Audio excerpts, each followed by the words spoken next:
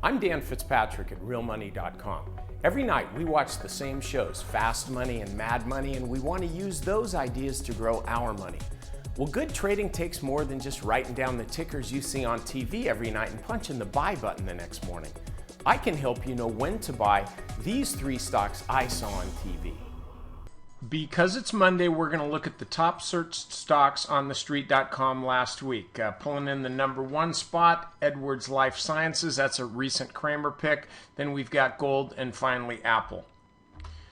Last week, Cramer was big on Edwards Lifesciences. Daily chart. You can see this stock has taken, just really taken it in the shorts, by the shorts. Here's the recent low. Okay, stock's definitely in a downtrend, but before we even get into this, we got to go out to the weekly chart and really see what's going on. Volatility squeeze, big squeeze, and then an expansion, the bad kind, to the downside. But if you look at this chart, this here, the old green candle there, that looks to me like it's a low. So here's what I think you got to do. You got to just establish this as your low point. Take a small position in Edwards Lifesciences. If it falls back to this level, you get a retest. On a bounce, that's when you buy the rest. On the other hand, if it starts to move higher, then you can start loading up your position. But right now, I look at this chart, it's really, really choppy.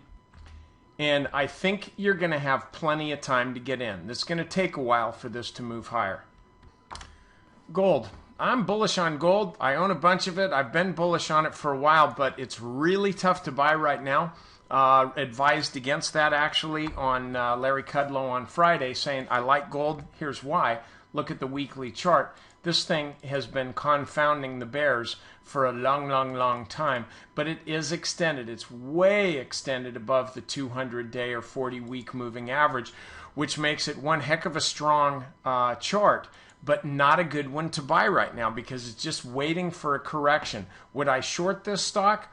I've actually been tempted to short it a few times, but I've never really been able to pull the trigger because this is just so strong. So here's what I'd do though.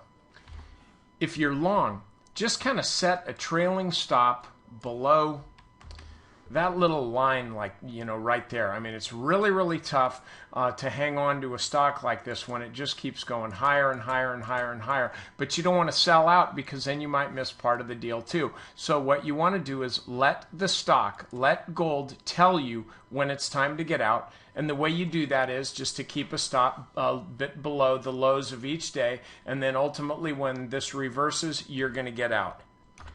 And last, we're looking at Apple. Man, this is a good stock that's in bad need of a bottom here. 50-day moving average, that could be the bottom. That's where we saw that a couple weeks ago, right here. But this sure looks like it's slicing right through it. So don't just be blindly bullish on this thing because we may not get a bounce here. Instead, it may come all the way back down to the 200-day moving average. You got to keep a long-term view of this stock. This is really, really choppy here, just like it was here. It will shake you out if you let it. But if you believe in the story, then you're looking at this as an opportunity to buy the dips. But this is not right now a real tradable stock because it's just so choppy. So what I'd suggest doing is this. Just pick your levels. If you're a long-term believer in the Apple story, then take a little bit right now. If the stock falls back down to the 200-day moving average, then take a little more. On the other hand, if it doesn't, and instead it rallies up, say above this level, then you start adding to that position too. But you buy this thing in scales. Don't buy it all at once because if you do, you're going to get shaken out. Okay, that's it for today. Look, I need you to do 2 things for me right now. First, get over to realmoney.com and subscribe. I publish articles 4 times a week. They're called FitzBits with a bunch of charts in there and a bunch of good trading ideas. Look, all you need to do is take one of them with minimal shares and you're going to pay for your subscription to Real Money. So stop being a couch potato and get over there and do it. Also, you can go over to stockmarketmentor.com, sign up for my chart of the day email. I send them to you every evening. Videos about 5, 6, 7 minutes in length detailing a trade that I think you can make right here, right now. I'm Dan Fitzpatrick, and I'll see you right back here tomorrow.